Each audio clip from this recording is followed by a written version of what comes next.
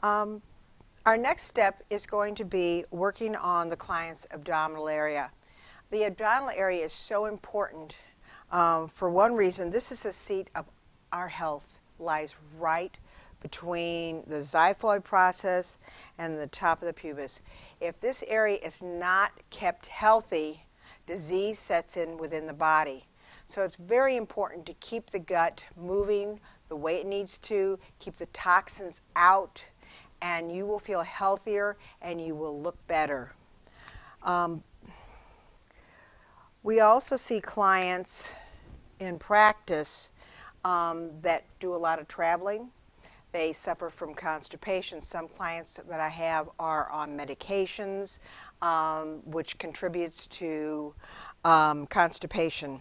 So they come in, they'll call me up, they'll say, Vicki, can I come in for half an hour? I need you to work on my abdominals. I'm miserable. And I'll say, sure, blah, blah, blah, come in at such and such time.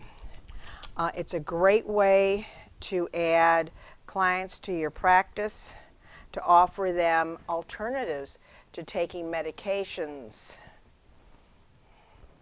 to treat something that can be done naturally. If you notice, I put the lubrication in my hand while I was talking and let it warm up a little bit. You don't want to assault your client by putting cold lotion on their abdominals. And those clients that are coming in that I know have an issue, what I will do is I will cover the client up.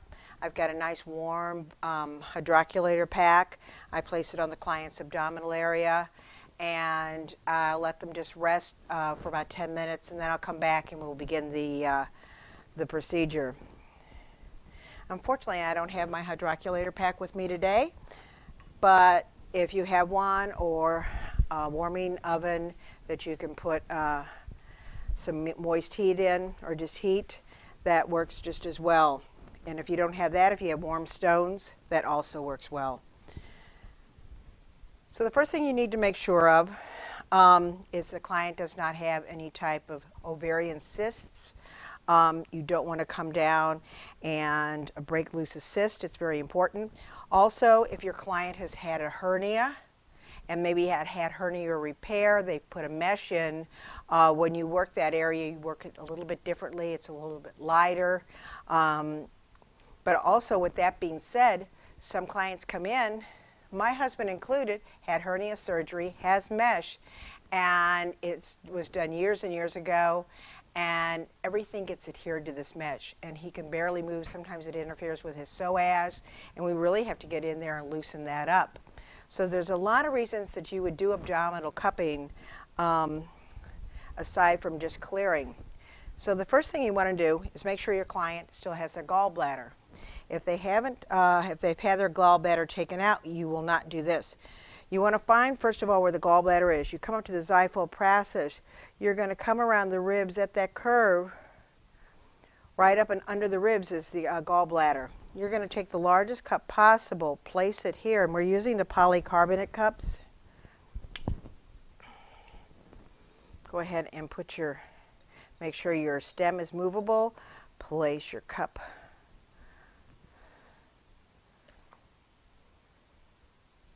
Let it rest. One pump, let it rest. Another pump, and another. And you want to make sure that you're pumping it up as strong as you can possibly get it.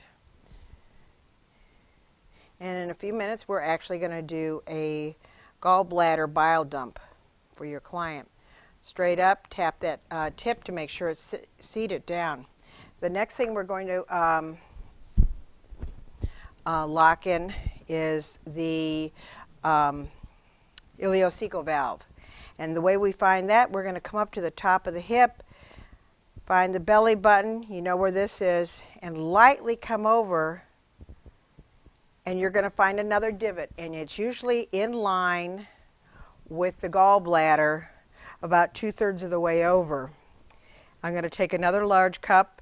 This cup keeps the backwash from coming back into that small intestine. Make sure your tip is movable. Put your gun on. Suction, suction, suction. Straight up, tip, tap the tip and make sure it's seated. We're eventually going to use this cup, but to begin with, it's a little bit easier for me to do a suction release with the 45.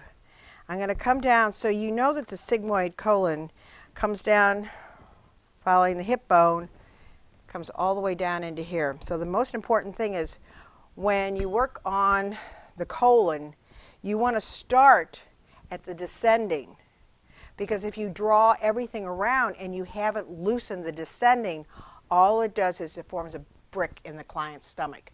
So it's very important to loosen this up before you even start to treat any other part of the colon. So you're going to come down, warm that cup up, and you're going to do suction and release, suction, release. And we're going to do this all the way up to the hepatic flexure, right under the ribs. So clients that have really severe constipation, I may even stay on that sigmoid colon for 2 to 3 minutes. But if they're coming in and we're going to be doing lymphatic drainage with a cellulite treatment, I will spend 2 to 3 minutes on it. I will just kind of open it up, flash cup up. Okay, then I'm going to come back down and we're going to do some rolling rotations.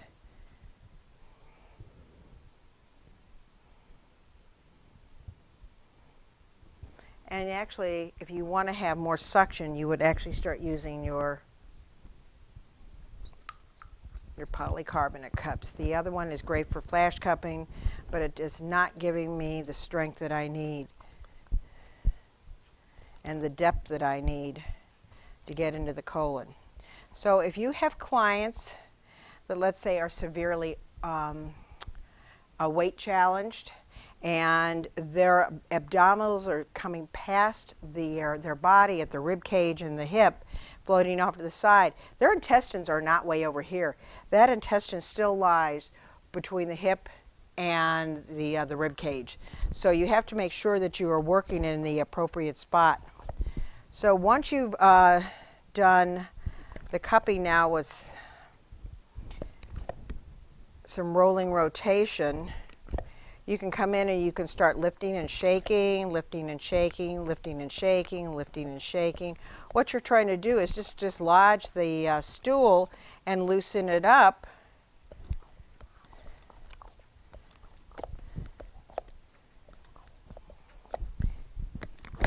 And then you can start drawing it down. Drawing it down. Is this okay, Stella? Okay. And drawing it down. All right. So we've worked up to the hepatic flexure. Now we're going to work across. But before we do that, we're going to come in and we may need to loosen that cup a little bit because we're going to start drawing from the gallbladder.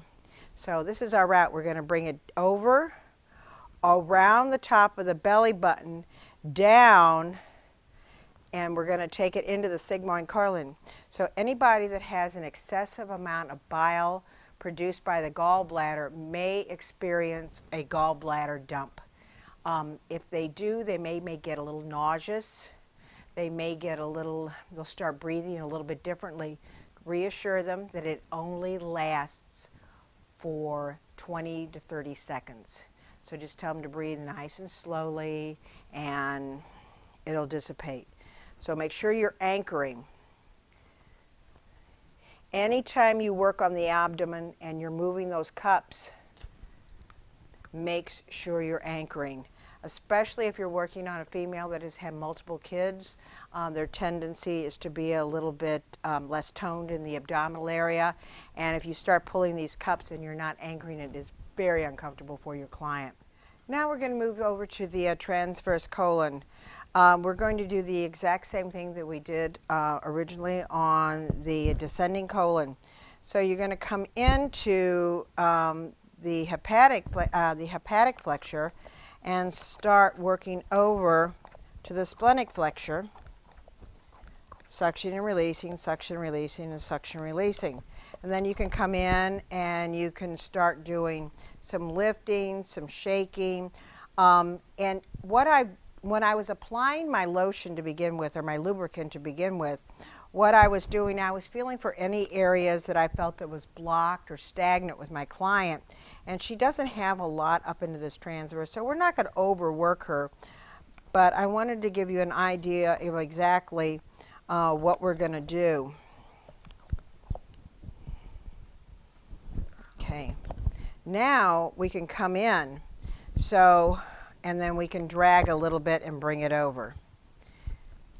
It all depends on what I feel in my client. I changed this routine up a little bit, but this is giving you the basic idea of how you need to work with your client. And it all depends on what I feel actually in their abdominal area. We're now going to release the cup that we had on the small intestines on the ascending colon. Bring it down here, start at the base. Once again, bring it up, suction and releasing, suction and releasing, suction and releasing. We can do a few passes of that. And now we're going to come in and we're going to do some rolling rotations, some lifting and shaking, rolling rotations and lifting and shaking, rolling rotations, lifting and shaking. Just trying to stimulate the colon to get everything moving. And we're going to kind of bring that up to here. Okay. So now we're going to kind of start where we actually began, down at the sigmoid, and we're going to come in now and we're going to do some cross fiber. So on the descending colon, we're going to come in, cross fiber, kind of a horizontal pattern, up and down a few times, coming up to the transverse. So that you're going to work more of a vertical pattern. Make sure you're anchoring that tissue, okay? This is the linea alba. Sometimes it sticks and you have to take it past that. Okay. Now, ascending colon, we're back. I'm going to take this off my shoulder. We're back doing horizontal movements. Okay. Once you have finished this, and like I said before, it changes with every client you're going to work on. It's what you're feeling at the time that you're working on your client. You can do multiple passes of this. When you're done, you're going to come in, give it a little bit more of a suction, anchor this, and now you're going to start bringing it around. All right. Last but not least, we're going to come in and we're going to start working on the small intestines. Same thing as we did before, we're going to suction release that small intestine. You can do some rolling rotation, you little shaking. If you have a client that has a belly button ring in, you ask them to take it out if possible. And now you're going to start making circles around the navel. And each pass that you make, you're going to get a little bit wider and a little bit wider and a little bit wider until you're right back into the mainstream. And this, I'm going to get rid of that hose, can be done repeatedly depending on how constipated your client is.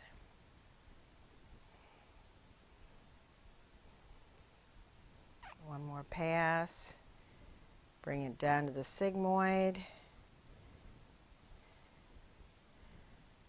And that's how you work on your client's abdominals.